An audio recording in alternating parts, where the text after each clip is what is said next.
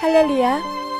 오늘도 말씀 속에 하나님이 주시는 귀한 은혜를 체험하는 시간이 되시길 간절히 소망합니다.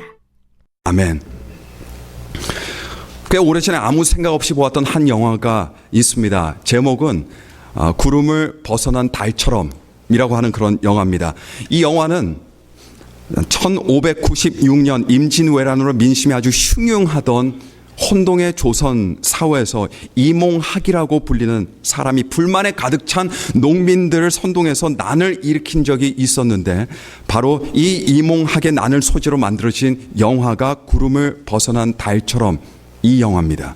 사실 그 영화를 보았던 기억을 더듬어 보면 배우들의 연기가 참 괜찮았던 영화로 기억을 합니다. 그런데 그 영화에서 두 남녀 간에 이루어진 대화가 유독 지금까지도 아주 생생하게 기억이 나는데, 난을 일으키고 거침없이 궁으로 진격해가는 이몽학에게 어떤 개인적인 복수를 하기 위해서 그를 저지하려고 했던 견자라고 불리는 남자 주인공에게 여주인공이 이렇게 말합니다. 너는 그 사람한테 안 돼. 그 사람은 여기서 이몽학이라는 사람입니다. 그러자 주인공 남자가 기분이 나빠요. 그래서 따지듯이 묻습니다. 나는 왜 안 돼? 그러자 여주인공이 아주 주저함 없이 이렇게 대답합니다. 넌 꿈이 없잖아. 그러고 나서 잠시 침묵이 흘러요. 남자 주인공은 복수심에 차올라 이몽학이라는 사람을 쫓습니다. 의지가 대단합니다. 패기도 있습니다. 검술 실력도 뛰어납니다. 하지만 그 남자 주인공에게는 개인의 욕구를 넘어서는 꿈은 없었습니다. 그리고 자신에게 개인적인 욕망만 있을 뿐 꿈이 없다는 것을 들킨 이 남자 주인공은 자기가 안 된다는 말에 아무 말도 할 수 없었습니다. 이 영화의 영화 감독은 바로 이런 시각으로 세상을 바라보면서 영화를 만들었다고 합니다. 지금 한국 사회를 살아가고 있는 사람들은 어떤 사람들입니까? 어느 세대 때 사람들보다도 열심히 노력하는 사람들이라고 저는 생각합니다. 왜냐하면 한국 사회 경쟁은 더더욱 더 심해지기 때문입니다. 그래서 젊은 사람들은 어느 때보다도 치열한 경쟁 사회 속에서 그 경쟁에 밀리지 않기 위해서 노력하고 또 노력하며 살아가는 세대가 바로 이 세대의 사람들입니다. 지는 것을 싫어하는 세대입니다. 지는 것이 실패라고 생각하는 세대입니다. 가족과 주변 사람들의 인정을 받아야만 하는 세대입니다. 아니면 고개를 들고 살아갈 수 없는 세대입니다. 그 덕분에 사회는 계속 전문화가 되어가고 일에 있어서만큼은, 능력에 있어서만큼은요, 유능한 사람들이 이전보다 더 많이 만들어지고 있습니다. 그런데 이 세대 사람들의 약점이 있습니다. 이 세대 사람들이 안고 있는 약점은 단순히 내가 잘 되고 내가 출세하고자 하는 어떤 개인의 본능적 욕망과 욕구, 이것을 넘어설 수 있는 어떤 숭고한 꿈이 없는 세대라는 겁니다. 넌 안 돼. 난 왜 안 돼?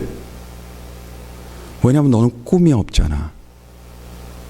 이 짧은 대화가 오늘날 많은 사람들의 말문을 닫히게 합니다. 그리고 마음을 아프게 합니다. 어떤 정곡을 찌르는 날카로운 대사입니다. 오늘날 교회 안에서도 답답한 마음으로 스스로 자기 마음에서 이렇게 절규하는 사람들이 있을 겁니다. 왜 난 승리하는 그리스도인이 되지 않는 거지?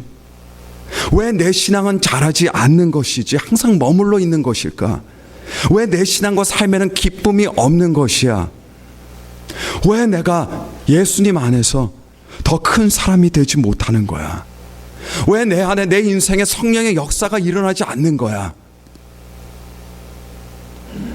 이런 질문들을 단 한마디로 짧게 표현한다고 한다면 바로 이겁니다. 난 왜 안 돼? 그런데 이런 절규의 질문들에 대한 답도 어쩌면 바로 이것이 될지도 모르겠습니다. 왜냐하면 넌 꿈이 없잖아. 여러분, 그리스도인들이 교회에 오면서 모두가 바라는 것이 있습니다. 초신자든 오래 교회 생활을 했던 사람들은 다르지 않아요. 똑같습니다. 그건 뭐냐? 한 단어로 표현을 한다면 그것은 행복이라고 하는 단어입니다. 행복을 원합니다. 내가 잘 되는 것을 바랍니다. 교회 오면 기분이 좋아야 돼요. 내가 사랑을 받아야 합니다. 내가 인정을 받아야 합니다. 교회 와서 기도할 때 내 기도가 응답을 받아야 됩니다. 그래야 하나님에 대한 불만이 안 생겨요. 찬양이 콘서트장에서 울려 퍼지는 어떤 음악처럼 그런 음악을 듣기를 원합니다. 목회자의 기가 막힌 설교를 통해서 내 감정이 흥분되면서 고무되는 이런 기대, 이런 바람을 가지고 있습니다. 물론 이런 바람은 이상한 것이 아니라고 생각해요. 누구나가 이런 바람을 가지고 있습니다. 이런 바람들은 오히려 당연한 욕구라고 저는 생각합니다. 그런데 문제가 무엇이냐라고 했을 때 이런 욕구가 있다는 것이 문제가 아니라 욕구는 있는데 꿈이 없다는 것이 문제입니다. 문제는 자신의 신앙을 이끌고 자기의 인생을 이끄는 것이 하나님께서 주신 꿈이 아니라 내 개인적인 욕구와 욕망뿐이라는 겁니다. 많은 교회들이 세상과 구별되는데 실패하는 이유, 그리스도인들이라고 하는 사람들이 이 세상 사람들과 다를 것이 전혀 없이 이 땅에서 존재하는 이유도 욕구와 욕망은 있는데 그러나 그리스도인으로서 품고 있어야 할 거룩한 하나님의 꿈이 없기 때문이 아닐까, 저는 그렇게 생각해 봅니다. 사도 바울은 유대교에 대한 열정과 열망으로 가득하는 사람이었습니다. 이런 열정과 열망으로 기독교인들을 박해했습니다. 교회를 무너뜨리려고 했습니다. 사도 바울은 괴물 그 자체였어요. 그 이상도 그 이하도 아니었습니다. 하지만 예수 그리스도를 만나고 나서 그가 변화가 됐습니다. 예수님을 만난 순간부터 사도 바울은 예수 그리스도 안에서 꿈을 갖게 되었습니다. 사도 바울이 갖게 된 꿈이 어떤 꿈이냐? 세상 사람들이 가질 수 없는 꿈입니다. 그것은 하나님의 꿈이었습니다. 복음이 전파되고 사람들이 하나님께 돌아오는 꿈을 꾸게 되었어요. 하나님께 사랑받는 꿈을 갖게 되었습니다. 하나님께 상급받는 꿈을 꾸게 되었습니다. 그리고 그 꿈이 일평생 자신이 바라보고 쫓아가는 표대가 되었습니다. 그런 꿈을 갖게 되었으니 이제는 교회를 핍박하고 박해하던 사도 바울이 오히려 복음을 들고 열방으로 다니기 시작했습니다. 가까운 곳서부터 먼 곳까지 아시아 대륙과 유럽 대륙을 넘나들면서 사도 바울은 예수님의 복음을 전하고 곳곳에서 교회를 세웠습니다. 한 사람이 하나님의 꿈을 갖게 되면 어떤 일이 일어납니까? 이런 일들이 일어납니다. 사람들이 이 사람을 통해서 예수님을 알게 됩니다. 사람들이 이 사람을 통해서 영적으로 큰 용기와 위로와 격려를 받게 됩니다. 이 사람을 통해서 교회가 세워집니다. 사람들의 인생에 조금씩 그 변화가 눈에 보이지 않을지라도 그런 변화들이 조금씩 일어납니다. 한 사람이 하나님의 꿈을 갖게 되면 이런 일들이 일어납니다. 하나님의 사람은 자신의 욕구를 따라 살아가는 사람은 아닙니다. 하나님의 사람은 하나님의 꿈을 꾸는 사람입니다. 그리고 하나님의 꿈을 따라 살아가는 사람입니다. 반면에 사도 바울은 하나님의 꿈을 따라 살다가 엄청난 고난을 겪어야 했습니다. 고린도후서 11장 23절부터 27절의 말씀을 보면 바울이 어떤 일들을 경험했는지 겪어야 했는지 잘 보여주고 있어요. 제가 읽어드리면 이렇습니다. 내가 수고를 넘치도록 하고 옥에 갇히기도 더 많이 하고 매도 수없이 맞고 여러 번 죽을 뻔하였으니 유대인들에게 40에서 하나 감한 매를 5번 맞았으며 3번 태장으로 맞고 1번 돌로 맞고 3번 파선하고 일주야를 깊은 바다에서 지냈으며 여러 번 여행하면서 강의 위험과 강도의 위험과 동족의 위험과 이방인의 위험과 시내의 위험과 광야의 위험과 바다의 위험과 거짓 형제 중에 위험을 당하고 또 수고하며 애쓰고 여러 번 자지 못하고 줄이며 목마르고 여러 번 굶고 춥고 헐벗었노라. 보통 신앙생활 하다가 억울하게 옥에 갇히게 되면 교회 안 나옵니다. 보통 신앙생활 하다가 억울하게 매를 맞게 되면 교회 욕합니다. 보통 신앙의 여정길에서 파선의 위험이 있다라고 감지하게 되면 그 배 타지 않습니다. 보통 주님을 섬기다가 줄이고 목마르게 되고 굶고 춥고 헐벗게 되면 미련 없이 교회를 떠납니다. 그러려고 교회를 다닌 것이 아니었다. 그러려고 신앙생활을 한 것이 아니었다라고 이렇게 말합니다.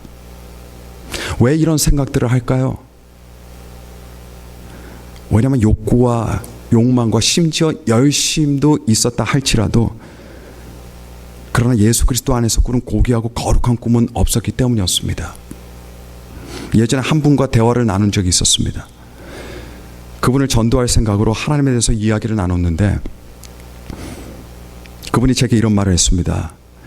자신도 사실 예전에 교회를 참 잘 다녔다고 합니다. 심지어 새벽 기도도 한 번도 빠지지 않고 집이 먼데도 먼 거리도 마다하고 다녔다고 해요. 그런데 자기가 하던 사업이 망했습니다. 그 이후부터 물가가 싼 지역으로 이사를 가서 그곳에서 이삿짐을 나르는 일을 하게 되었는데 자신이 참 많이도 불쌍해졌다, 불행해졌다 라는 이런 말을 했습니다. 그리고 그 이후부터 그 뒤로부터는 이제 교회를 다니지 않게 되었다라고 말했습니다. 근데 이분은 사업이 망하고 나서 불행해질 수밖에 없었습니다. 왜요? 사업이 망했기 때문이 아닙니다. 살다 보면 사업이 망할 수도 있습니다. 근데 이분이 불행해질 수밖에 없는 것은 이분에게는 자신의 행복에 대한 자기의 욕구는 있었지만 그러나 그것뿐이었기 때문입니다. 그러니까 그 욕구가 채워지지 않으니까 그분은 돌아선 겁니다. 자신이 원하고 바라는 자기 인생의 어떤 기대치, 욕구는 있었지만 하나님께서 바라시고 하나님께서 원하시는 하나님의 계획에 대해서는 아무런 관심이 없었습니다. 결국 그런 사람들은 돌아서게 되어 있습니다. 사도 바울은 오늘 본문 말씀에서 하나님께서는 자기의 기쁘신 뜻을 위하여 너에게 소원을 두고 행하게 하신다라고 말했습니다. 기쁘신 뜻을 위해서 마음에 소원을 두신다고 하셨습니다. 사도 바울은 지금 어디 있습니까? 감옥에 있습니다. 하나님의 기쁘신 뜻을 위해서 사도 바울의 마음에 소원을 두시고 행하게 하셨더니 사도 바울이 지금 어디 있습니까? 감옥에 있습니다. 하나님의 꿈을 쫓아 살았더니 감옥에 갇혔습니다. 하지만 사도 바울은 아무렇지도 않습니다. 왜냐하면 사도 바울은 자기의 욕구와 욕망을 쫓아 산 것이 아니라 하나님의 꿈을 따르고 있었기 때문입니다. 그리고 사도 바울의 투옥을 보며 온 초대교회가 더욱 힘을 냅니다. 더욱 강해집니다. 더욱 기도합니다. 더욱 굳건해졌습니다. 왜냐하면 하나님의 꿈을 따르며 살아가는 사도 바울의 고귀하고 숭고한 본을 통해서 살아있는 믿음을 볼 수 있었기 때문이고 살아있는 믿음을 통해서 사람들은 하나님을 볼 수 있기 때문입니다. 하나님의 꿈이 없으면 하나님께서 바라보시는 곳과 자기가 바라보는 곳이 다를 수밖에 없습니다.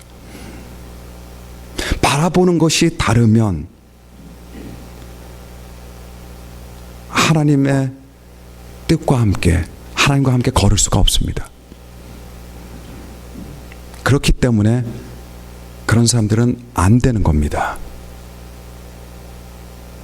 사람은 사실 자기 욕구나 욕망이 이루어질 때 행복해질 것이라고 생각하지만 그렇다고 행복해지는 것이 아닙니다. 왜냐하면 욕구라는 것은 한 욕구가 채워지면 다른 욕구가 또 생기기 때문에요. 욕구는 계속해서 생기기 때문입니다. 욕구가 채워진다라고 행복해진다는 것은 세상이 말해주는 거짓말입니다. 마귀의 간교한 속임수일 뿐입니다. 사람은 자기의 욕구가 채워질 때 행복해지는 것이 아니라 하나님의 꿈을 따라 살 때 행복해집니다. 하나님의 꿈을 따라 살 때 하늘의 위로를 받게 됩니다. 하나님께서는 그렇게 사람을 만드셨어요. 그리고 이것이 하나님의 말씀이 선포해 주는 진리입니다. 사도 바울은 보통 사람들과는 많이 달랐습니다. 수고를 넘치도록 하면서도, 옥에 갇히면서도, 매나 돌로도 수없이 맞으면서도, 파선을 3번 당하면서도, 강의 위험과 강도의 위험과 동족의 위험과 이방인의 위험과 시내의 위험과 광야의 위험과 바다의 위험과 거짓 형제 중의 위험을 당하고도, 줄이고 목마르고 굶고 춥고 헐벗으면서까지도 사도 바울은 그 믿음의 선한 길을 걸어갔습니다. 왜냐하면 그를 이끄는 것이 하나님의 꿈이었기 때문입니다. 그리고 그 꿈을 꾸며 살았기 때문이었습니다. 요셉은 꿈을 꾸는 사람이었습니다. 그리고 그 형들도 그것을 알았어요. 그래서 한 번은 요셉이 멀리서 오는데 그 형들이 요셉에게 이렇게 말합니다. 저기 꿈꾸는 자가 온다. 저기 꿈꾸는 자가 온다. 여러분, 이 말이 무슨 말입니까? 비꼬는 말입니다. 요셉을 비하하는 말입니다. 그런데 요셉의 형들이 비록 비꼬면서 저기 꿈꾸는 자가 온다라고 말했지만 사실 바로 이것이 요셉의 형들의 결정적인 문제였습니다. 자기들의 문제를 자기 입으로 이야기하고 있는 거예요. 그들은 하나님의 꿈이 없었다는 겁니다. 그들은 그저 욕망과 욕구를 따라 살아가는 그런 사람들이었을 뿐입니다. 이것이 요셉과 그 형들의 인생을 갈라놓는 이유였어요. 하나님께서는 하나님을 사랑하는 사람들에게 하나님의 꿈을 주십니다. 그 꿈은 사람이 갖는 욕구나 욕망보다 훨씬 큰 겁니다. 그리고 거룩한 겁니다. 교회를 오랫동안 다녔어도 왜 나는 그런 꿈이 없지? 이렇게 생각하시는 분들이 계시다면 그 이유는 하나님께서 그분들을 덜 사랑하시기 때문이 아닙니다. 이상하게 하나님께서 꿈을 주시지 않으시기 때문이 아닙니다. 그 이유는 그런 분들은 아마도 하나님보다 자기 자신을 더 사랑하기 때문일 겁니다. 자기 사랑이 크면 하나님의 꿈을 가질 수가 없습니다. 내 인생에 하나님보다 내가 더 크면 하나님의 꿈을 절대 따르지 않습니다. 왜냐하면 자기 욕구와 욕망이 항상 더 클 것이기 때문입니다. 여러분들의 기도 속에 혹시 세상 사람들도 다 바라는 것 다 빼고 그걸 빼고 나면 남는 기도 제목들이 무엇이 있습니까? 잘 되게만 해달라고 하는 것 빼고 혹시 남는 것들이 무엇이 있습니까? 건강을 위한 기도, 자녀를 위한 기도, 가정을 위한 기도, 사업을 위한 기도, 진로를 위한 기도, 학업을 위한 기도, 신분을 위한 기도, 결혼을 위한 기도, 부를 위한 기도, 고난이 없는 삶을 위한 기도. 여러분, 이런 기도들도 유효한 기도들이라고 저는 믿습니다. 그리고 제가 여러분들을 위해서 기도하는 기도 내용들이 바로 그런 내용들이기도 해요. 하지만 이런 기도들 빼고 나서 다른 남는 기도들이 없다고 한다면 아마도 여러분들께서는 욕구와 욕망은 있어도 꿈이 없는 그리스도인이 될 가능성이 많을 겁니다. 왜냐하면 하나님의 꿈을 꾸는 사람들은 자기를 위한 기도 외에도 하나님께서 그 사람의 마음에 두신 거룩한 꿈을 위해서 기도하기 때문입니다. 한 사람이 하나님을 사랑해서 하나님의 꿈을 갖게 되면 순종의 삶을 살게 됩니다. 보통 사람들은 자기 기분에 따라 자기 편의에 따라 선택하며 결정하는 경우가 많습니다. 그리고 그런 선택들 뒤에는 언제나 지극히 인간적인 자기 합리화가 있습니다. 왜냐하면 자기를 이끄는 것이 자기 욕구이기 때문에 그렇습니다. 하지만 하나님을 사랑해서 하나님의 꿈을 꾸게 되면 말씀에 순종하게 됩니다. 이것이 영적인 메커니즘입니다. 한 사람이 하나님의 꿈을 갖게 되면 하나님의 말씀에 입각한 헌신의 삶이 나타납니다. 누구라도 한순간에 헌신할 수 있습니다. 하지만 하나님의 꿈을 가지고 있는 사람의 헌신과 봉사는 멈춤이 없습니다. 변함이 없습니다. 상황에 따라 달라지지 않습니다. 왜냐하면 자기 욕구가 아닌 하나님의 꿈을 따르며 살기 때문입니다. 한 사람이 하나님의 꿈을 갖게 되면 그때부터 성령의 열매들이 맺어지기 시작합니다. 성령의 열매들을 하나님의 꿈을 따라 살아가는 사람들만이 누리고 맛볼 수 있는 하나님의 귀한 선물입니다. 반면에 내 욕구와 내 욕망 그리고 자기중심적으로 살아가는 사람들에게 성령의 열매는 자라지 않습니다. 마침 저희 교회 제자훈련 예비코 모임에 어제도 그 모임이 있었습니다. 이번 예비코 모임 때 한 주에 성경 구절 2개씩을 함께 외웁니다. 그 2개 암송 구절들 중에 하나가 어떤 말씀이었냐면 갈라디아서 5장 22절과 23절 말씀이었습니다.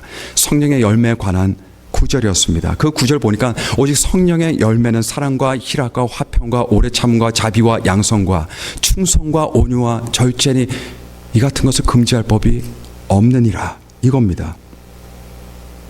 그런데 정작 그리스도인들이 실제로 살아가는 모습으로 이 구절을 바꿔본다고 한다면 또 다른 우리들의 성경의 버전으로 바꿔본다고 한다면 아마 이 구절이 이렇게 달라지지 않을까 생각해요. 오직 내가 바라는 열매는 외모와 출세와 승진과 멋진 결혼과 명예와 좋은 학벌과 부와 안일함과 사람들의 인정이니 이 같은 것을 금지할 법이 없느니라. 외우는 것은 성령의 열매는 사랑과 희락과 화평과 하고 외우지만 하지만 정작 사람들이 쫓으며 추구하며 살아가는 것은 다른 것들이에요.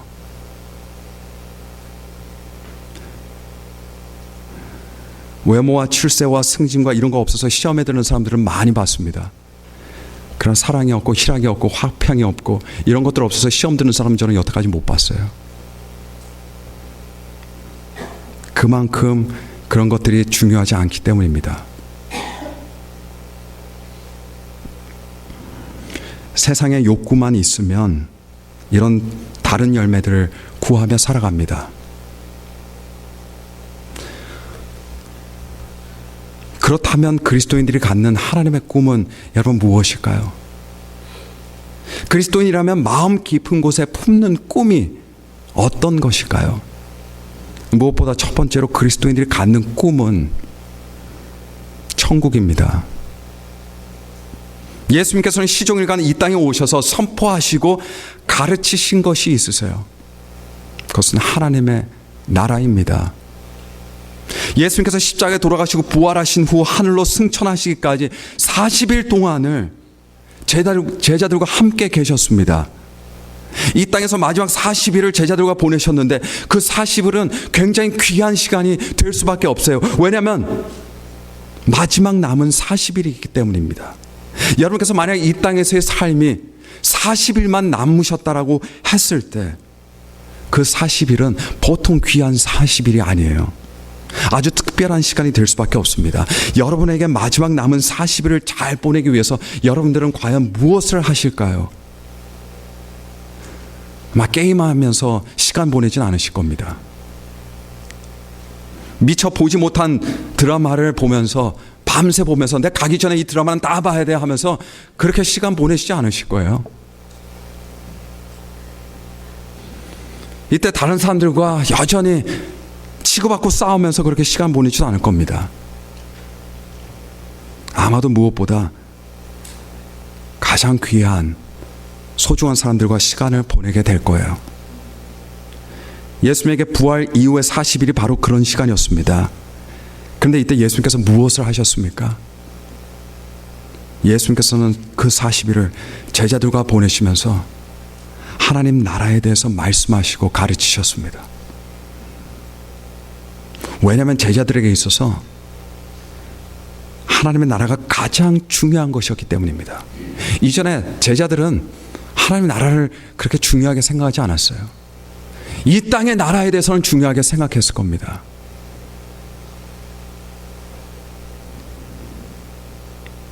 제자들에게 가장 중요한 것이 하나님의 나라였다면 우리들에게도 가장 중요한 것은 하나님의 나라가 됩니다. 오늘날에도 성령님께서는 우리들에게 하나님 나라에 대해서 말씀하십니다.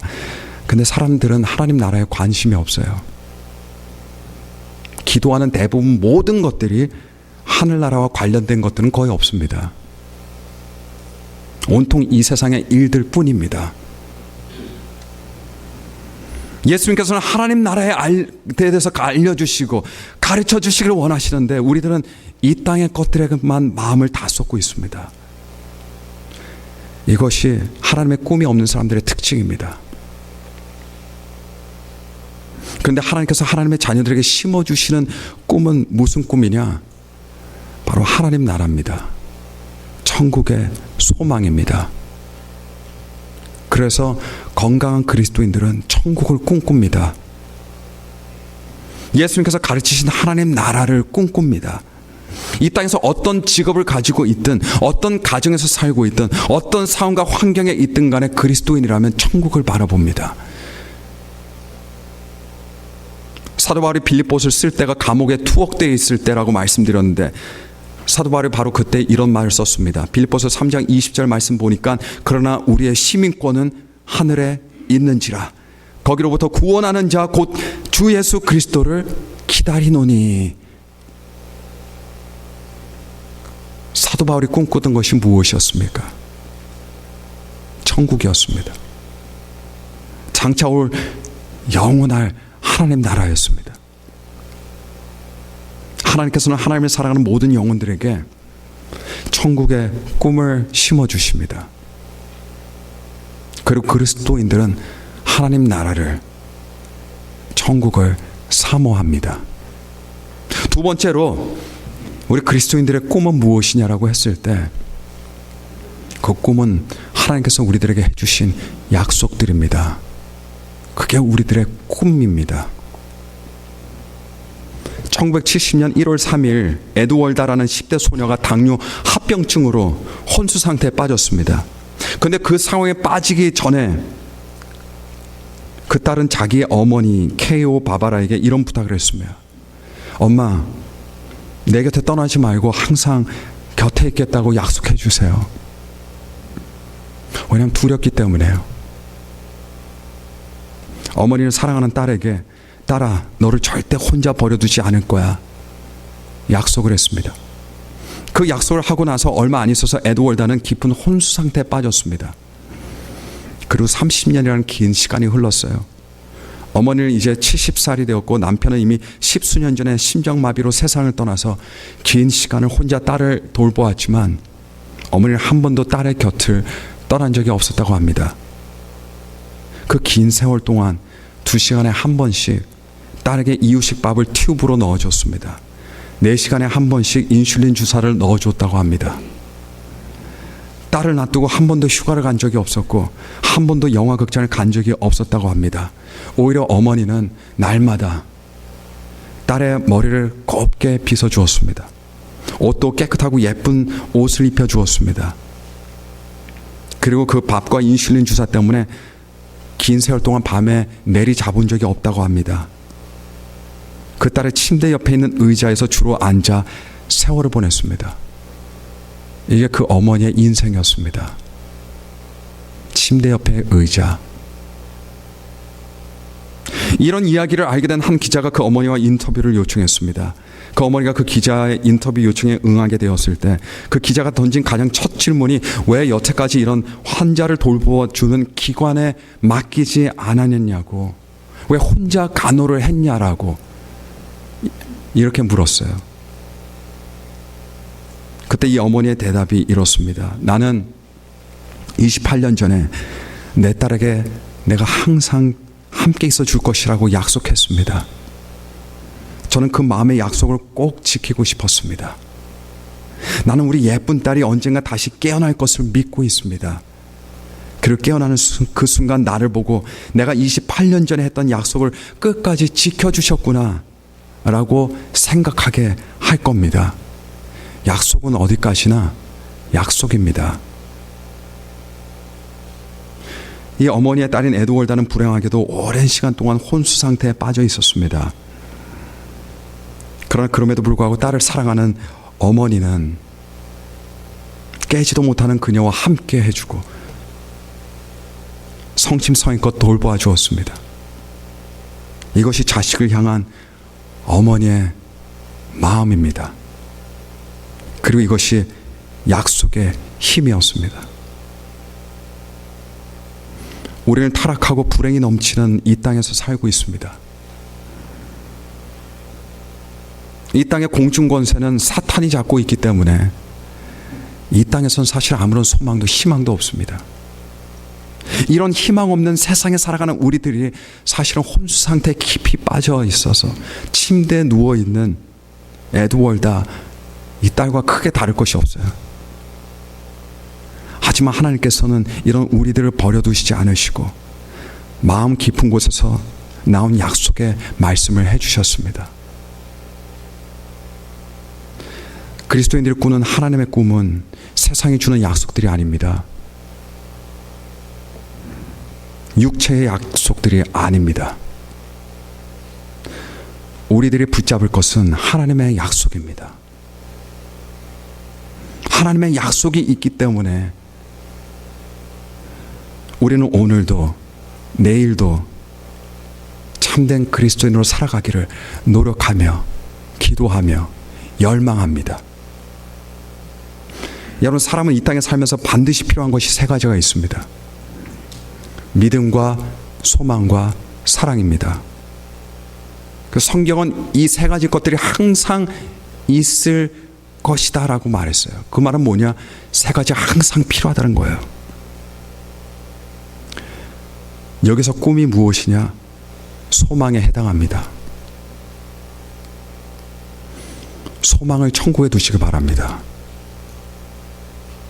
소망을 천국에 두는 사람이 천국 시민권자들입니다. 소망을 하나님의 약속에 두시길 바랍니다. 소망을 하나님의 약속에 두는 사람들이 약속을 받을 약속의 자녀들이 됩니다. 이 소망을 매일 예수 그리스도 안에서 쫓아 살아가시는 여러분들의 큰 하나님께서 주시는 거룩한 꿈에 여러분들의 욕망들도 어떤 욕구들도 거기에 따라 조정이 되고 하나님께서 여러분들의 마음에 심어두신 큰 기쁘신 뜻을 위해서 욕구들을 또 사용하시는 여러분들이 되시기를 간절히 축원합니다. 함께 들은 말씀 생각하시면서 기도하시겠습니다.